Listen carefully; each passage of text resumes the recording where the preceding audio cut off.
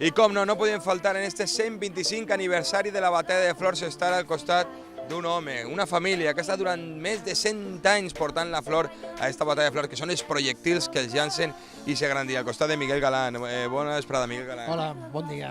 Bueno, conta's una miqueta, perquè clar, això ve de pares a fills i porteu més de 100 anys d'història realitzant la flor, no? Sí, desde el principi de la batalla de Flors ja els meus abuelos i algunes altres famílies de València són les que feien la batalla de Flors. Nosaltres si érem 4 famílies, doncs una d'aquestes 4 famílies.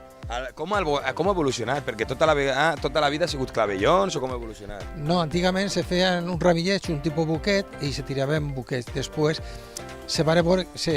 eren massa perillosos i al final se descabota la flor i la flor és molt esponjosa i no té ningú tipus de perill, i entonces des de fa uns 30 o 40 anys ja se fa només que flor.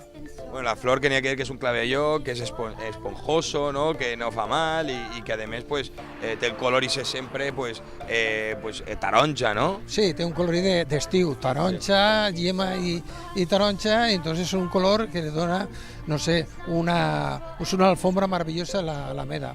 El taronja i el groc són els colors que tindrem el dia de la batalla de flors. Una de les coses que sempre diem és que la gent quan ho llança, pues, quan pega no fa mal. Això, una cosa d'elles és perquè és més redó o... Sí, és totalment una esponja, és redó completament i amortigua molt el colp. O sigui que és més vistós que projectil. Bueno, anem a veure, vostès estan mirant ara mateix que tenim darrere el camp, perquè això per a recol·lectar tots els clavellons que n'hi ha així, que n'hi ha una fotreca, que no n'hi ha sols un camp, n'hi ha molts més, quantes persones se necessiten per a replegar això i quan se replega? Pues no sé, el dissabte i el diumenge estarem replegant fins a l'hora de portar-la a la batalla, i un 25 persones o aproximadament que es comencen a replegar tot.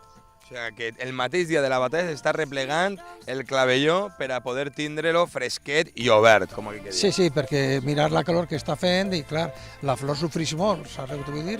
És una cosa viva i entonces pues, n'hi ha que portar-la el més fresc possible. Bueno, pues ja ho saben vostès, Miguel Galán, Flores Galán, un any més, en este 125 aniversari de la batalla de Flors, també ficant els clavellons, ficant el color, ficant la família de Galán, que porta molts anys, més de 100 anys d'història. I jo crec que content, i si volen flors, pues a Galán, no?